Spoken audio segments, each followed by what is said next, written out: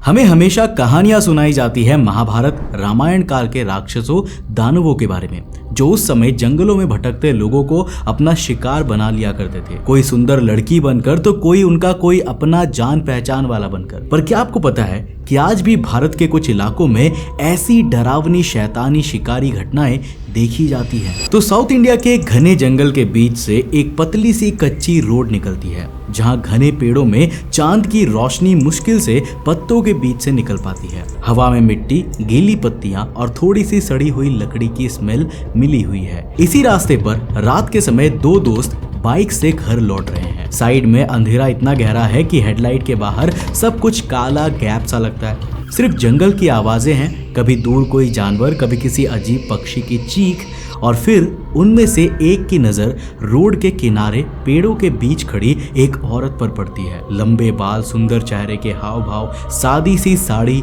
और वह बस मूर्ति की तरह वहां खड़ी है, जैसे किसी चीज का इंतजार कर रही हो। तभी वो दोस्त बाइक धीमी करते हैं और उसके चेहरे की ओर देखते हैं, जिस पर चांद की हल्की रोशनी पड़ रही है। आंखें दिख जाती है, होंठ दिख जाते हैं, लेकिन बीच का हिस्सा बिल्कुल खाली। जहां नाक होनी चाहिए वहां सिर्फ अंधेरा सा गड्ढा दिखाई देता है। वो दोनों पलक झपकाते हैं, एक दूसरे से पूछते हैं कि भाई क्या तुझे भी यही दिख रहा है? तो दूसरा भी कहता है हाँ भाई, इस औरत की नाक नहीं है। और अगले ही सेकंड वो शक्ल पेड़ों के बीच गायब हो जाती है। उन दोनों का गला सूखने लग जाता है। बाइक चलाने वाले दोस्त के हाथ हैंडल बार पर कांपने लगते हैं और दोनों को अब वो कहानियां याद आने लगती है जो उन्हें बचपन में उनकी दादी अम्मा सुलाते वक्त सुनाया करती थी।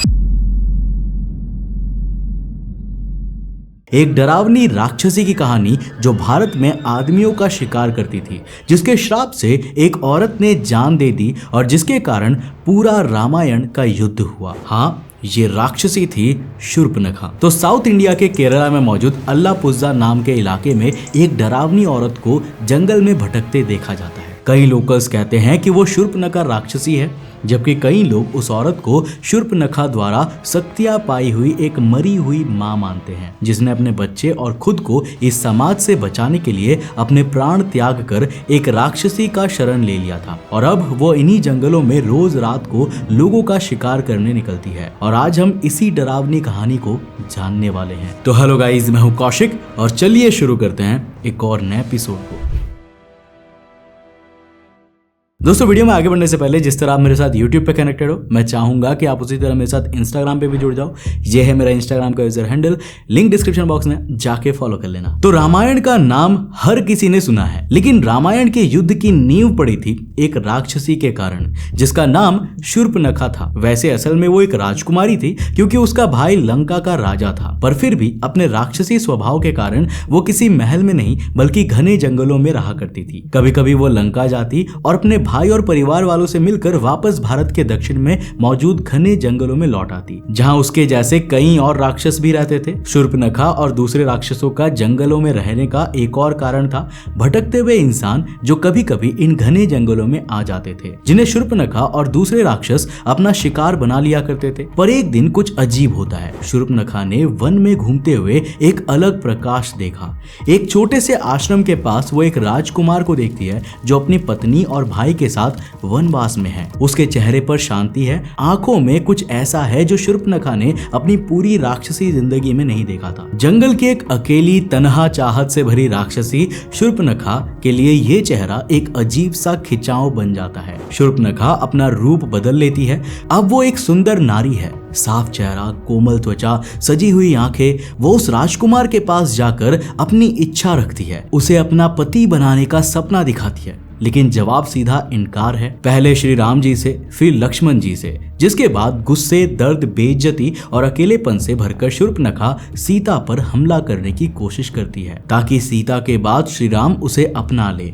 लेकिन उस पल जो होता है वो सिर्फ रामायण का टर्निंग पॉइंट ही नहीं बल्कि पूरी इंडियन हिस्ट्री का टर्निंग पॉइंट बन जाता है, क्योंकि सीता जी पर हमला होते देख लक्ष्मण तलवार निकालते हैं। तभी जंगल में एक तेज चमक होती है और अगले ही पल चीख की ऐसी आवाज गूंजती है जो पेड़ों के तनों तक को हिला देती है। शूर्पणखा की नाक और कान काट दिए जाते हैं। खून उसके मुंह से बह रहा है। वो अपने हाथ से अपने ही चेहरे को छूकर समझने की कोशिश कर रही है कि अब वो कैसी दिखती है। इस घटना के बाद फिर वो रावण के पास जाती है और रावण से अपने अपमान का बदला लेने को कहती है। रावण सीता जी का अपहरण कर लेता है और फिर श्री राम उसका वध कर देते हैं। अब रामायण की ये कहानी हम सब ने पढ़ी है, पर क्या आपको पता है कि रावण की हार के बाद शूर्पणखा का क्या होता है? तो कई प्राचीन लेखों के मुताबिक इस युद्ध के बाद शूर्पणखा वापस जंगलों में लौट जाती है और वो आज भी जंगलों में रहकर लोगों का शिकार बना रही है। कई क्लेम्स तो ऐसे भी है कि जब भारत के अलग अलग जंगलों में किसी चुड़ैल, यक्षिणी या भूतिया औरत के दिखने या शिकार करने की घटनाएं होती है तो वो असल में शूर्पणखा ही होती है। केरल के एक छोटे से कस्बे के पास अल्लापुझा नाम का एक इलाके में एक छोटा सा जंगल है जिसे लोग सुमथी काडू के नाम से जानते हैं। काडू का मतलब जंगल या ग्रोव होता है, लेकिन ये जंगल सिर्फ पेड़ों का नहीं, एक औरत के दर्द का भी घर है। सोचो, एक पतली सी रोड, दोनों तरफ कुछ घर, थोड़ी सी दुकानें और बीच में एक छोटा सा घना हिस्सा जहाँ पेड़ कुछ ज्यादा ही करीब करीब उगाए हैं। दिन में ये जगह सिंपल लगती है, लोग गुजरते हैं, बसेस निकलती है, बच्चे स्कूल जाते हैं, लेकिन जैसे ही सूरज डूबने लगता है इस छोटे से जंगल का माहौल बदलने लग जाता है। हवा थोड़ी ठंडी और भारी सी लगने लगती है। लोकल लोग बोलते हैं कि अंधेरा होते ही यहाँ से जल्दी निकल जाओ। कहानी के मुताबिक 1940s के आसपास यहीं किसी पेड़ के नीचे सुमथी नाम की एक जवान लड़की रहती थी। वो शादीशुदा नहीं थी, लेकिन उसके गोद में एक छोटा सा बच्चा था। उस समय के समाज में ये बात लोगों को हजम नहीं होती। लोग बातें करते हैं, उसे बदनाम करते हैं, उसे अकेला छोड़ देते हैं। सोचो, एक जवान माँ जिसके पास ना सहारा है, ना पति है, ना इज्जत है, सिर्फ अपने बच्चों की रोती हुई आवाज और गांव की ठंडी काटने वाली नजरें। धीरे धीरे वो पागल होने लगती है। दुख और शर्म उसके अंदर जहर की तरह भरने लगती है और एक दिन कहानी के हिसाब से वो इसी जंगल के पेड़ के नीचे एक ऐसा काम कर देती है जिसे सोचकर भी शरीर कांप जाता है। लोग कहते हैं कि उसने अपने बच्चे के साथ अपने प्राण त्याग दिए। एक माँ का टूटना और एक औरत का गुस्सा, तब से ये छोटा सा जंगल सुमथी काडू के नाम से जाना जाता है। लोग मानते हैं कि उस रात से उस बच्चे और औरत की आत्मा इन्हीं जंगलों के पेड़ों में बैठी रहती है, जो किसी को भी माफ नहीं करती। जब रोड बनी, लोगों ने सोचा सब नॉर्मल हो जाएगा, लेकिन जब भी इन इलाकों में घने जंगलों के बीच लोगों के गायब होने की खबरें मिलती रही, सब कहते हैं कि उन लोगों का शिकार उसी औरत ने किया था। और कई क्लेम्स में उस औरत की नाक ना होने की बात भी कही गई है, जिससे हमें एक इशारा ये भी मिलता है कि शायद जंगल में शिकार कर रही वो औरत शूर्पणखा ही है। पर क्योंकि लोकली यहाँ सुमथी के साथ बहुत बुरा हुआ था, इसीलिए कई बूढ़े लोग उसे सुमथी ही समझते हैं जो अपना बदला ले रही है। एक लोकल लड़का बताता है कि जब भी उसे रात के समय यहाँ से गुजरना पड़ता है, वो अपनी साइकिल के पेडल तेज कर लेता है, लेकिन उसके बावजूद उसे फील होता है कि जंगल की साइड से कोई उसके बराबर चल रहा हो। लेकिन जैसा मैंने आपको कहा, प्राचीन समय से ही सिर्फ एक जगह नहीं बल्कि भारत के अलग अलग हिस्सों में अलग अलग नामों से जाने जाने वाली राक्षसी शिकारी घटनाएं देखने को मिलती है। जिस राक्षसी को साउथ इंडिया के कुछ हिस्सों में एक और नाम से जाना जाता है, यक्षी, या जिसे आप यक्षिणी के नाम से जानते हो। हमने इस टॉपिक को कई बार अपने चैनल पर कवर किया है, पर क्या आप जानते हो यक्षिणी को कई लोग शूर्पणखा से भी जोड़ते हैं। यहाँ तक कि कई तो मानते हैं कि यक्षिणी ही शूर्पणखा है, जिसे कुछ जगह उसके आतंक के कारण एक नया नाम मिल गया है। यक्षिणी की कहानी के बारे में शॉर्ट में बात करें तो यक्षिणी को लोग एक खूबसूरत, जवान, सुंदर औरत के रूप में याद करते हैं, जिसके बाल खुले होते हैं, सफेद या लाल साड़ी होती है और बॉडी से चमेली के फूलों की हल्की सी खुशबू आती है। बिल्कुल वैसे ही जैसे शूर्पणखा अपने आप को एक सुंदर लड़की में बदल सकती थी। कहा जाता है यक्षिणी दिन के वक्त या दूर से देखो तो किसी आम लड़की जैसी लगती है, लेकिन रात के अंधेरे में, खासकर जब कोई आदमी अकेला रोड या जंगल से गुजर रहा हो, तब यक्षी का असली खेल शुरू होता है। लोग बताते हैं कि जब कोई आदमी थक कर रात को लोनली रोड पर चलता है तो दूर से एक औरत पेड़ के नीचे बैठी दिखाई देती है। पांव हल्के से जमीन पर हिल रहे होते हैं, बाल सुलझ रहे होते हैं, हाथ में तेल की बोतल और कंघी होती है। वो बालों में तेल लगाती है, धीरे धीरे कंघी करती है, फिर अचानक अपना चेहरा थोड़ा सा घुमाकर मुस्कुराती है।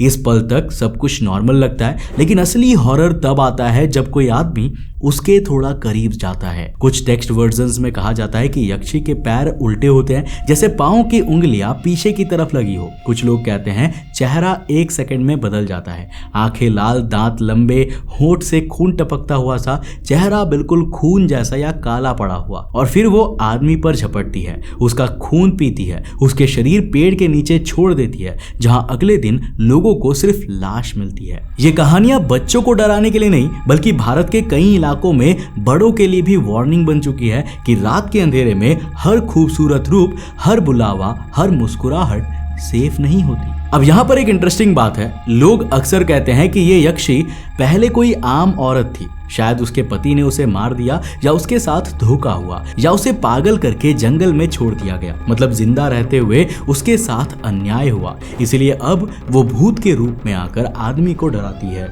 बल्कि सीधा उनका गला चीर देती है। केरल की जंगल के बाद अगर हम कर्नाटक की तरफ चले तो उसी शैतानी राक्षसी का हॉरर हमें वहां भी दिखता है, एक नए नाम और नई डरावनी स्टोरी के साथ, जो जंगल में नहीं तुम्हारे घर के दरवाजे तक आ जाता है। तो साल 1990 के बैंगलोर के आसपास के कुछ इलाकों में रात को एक अजीब डर फैला हुआ था। लोग कहते थे कि यहाँ एक डायन घूम रही है, जो लोगों के घर के दरवाजों पर आकर नॉक करती है, जो कोई सिंपल नॉक नहीं होता। लोग कहते थे कि वो किसी फेमिलियर आवाज में बुलाती है, जैसे किसी का बेटा रात को सो रहा है और बाहर से उसकी माँ की आवाज आती है, बिल्कुल उसी टोन में, उसी तरीके से उसका नाम लेते हुए। या किसी बूढ़ी आदमी को लगता है उसका दोस्त पुकार रहा है। ये विच या भूत आवाज बदल बदल कर लोगों को बाहर बुलाती है। कहानियों के हिसाब से जो भी इस आवाज का भरोसा करके रात को दरवाजा खोलता है, सुबह तक जिंदा नहीं बचता। लोग इस भूत को एक नाम देते हैं, नालेबा। कन्नड़ में इसका सिंपल मतलब होता है कल आना या कम टुमारो। डर के मारे लोग उस चुड़ैल से बचने का एक अजीब सोल्यूशन भी निकालते हैं। घर के दरवाजे पर, दीवार पर बड़े बड़े चौक से लिख देते हैं नालेबा, यानी अगर भूत पढ़े तो उसे समझ आ जाए कि इस घर वालों ने आज नहीं कल बुलाया है। और लेजेंड के मुताबिक वो भूत इतनी समझदार है कि लिखा हुआ मैसेज पढ़कर आज का प्लान कैंसिल कर देती है और अगले दिन लौटने का सोचकर वापस चली जाती है। ऐसे ही कुछ हफ्तों, महीनों तक पूरा एरिया एक अजीब सा लाइव हॉरर गेम बन जाता है। हर गली में, हर घर पर एक ही शब्द, नालेबा। बच्चे इसे देखकर डरते भी हैं, हंस भी पड़ते हैं, लेकिन रात को किसी को दरवाजा खोलने की हिम्मत नहीं होती। और अब तक आप समझ ही चुके होंगे कि इसी कहानी से इंस्पायर्ड होकर स्त्री मूवी भी बनी है। लेकिन यहाँ भी ये पैटर्न साफ है कि भले ही लोगों ने उस राक्षसी को एक नया नाम दिया हो, उसके पीछे एक दर्दनाक स्टोरी हो, पर कोई इस बात से इनकार नहीं करेगा कि वही पैटर्न है जो शूर्पणखा जैसी राक्षसी भी इस्तेमाल करती है। यानी पॉसिबल है कि जिस डर, जिस शिकार की हम कहानियां सुनते हैं, उसके पीछे यक्षिणी या स्त्री नहीं, बल्कि असली चेहरा उसी रामायण काल की राक्षसी शूर्पणखा का हो, जिसे अब दुनिया भूल चुकी है और उसके डर को एक नया नाम दे देती है। क्योंकि जैसा मैंने कहा, इन सभी कहानियों में जब उस राक्षसी के चेहरे और शिकार करने की बातें सामने आती है तो पैटर्न वही होता है। एक सुंदर लड़की रात के समय किसी को दिखती है जो उसे दूर से काफी खूबसूरत और आकर्षक लगती है, पर जब कोई उसके पास जाता है या उसके बुलाने पर उसकी ओर देखता है तो उसे दिखता है एक डरावना भयानक चेहरा, जिसके बाद वो इंसान हमेशा के लिए इस दुनिया से गायब हो जाता है। अब मैं आपसे जानना चाहूंगा कि आपको इसके बारे में क्या लगता है। क्या आपके साथ भी कोई ऐसी घटना कभी घटी है और आपने उस समय पर क्या किया? मुझे नीचे कमेंट सेक्शन में अपनी राय लिखकर जरूर बताना। अगर वीडियो पसंद आया और कुछ इंटरेस्टिंग जानने को मिला तो इस वीडियो को लाइक कर देना, अपने दोस्तों के साथ जरूर शेयर करना। अगर आप नए उस चैनल पे तो इस चैनल को सब्सक्राइब करने के साथ साथ नोटिफिकेशन बेल ऑन कर देना। और अगर आपको ये वीडियो पसंद आया ना तो मैं आपको रिकमेंड करूंगा कि आप अगली वीडियो इसे जाकर जरूर देखना, जिसमें हमने बात किया है भारत के योगिनियों के एक ऐसे टेम्पल के बारे में जिसे लोगों ने भुला दिया था। अब आखिर ये योगिनी कौन होती है और इनका टेम्पल क्यों है, जानने के लिए इस वीडियो को जाकर देखना, बहुत इंटरेस्टिंग है। मैं मिलता हूं आपको नेक्स्ट एपिसोड के साथ, तब तक के लिए बाय, जय हिंद।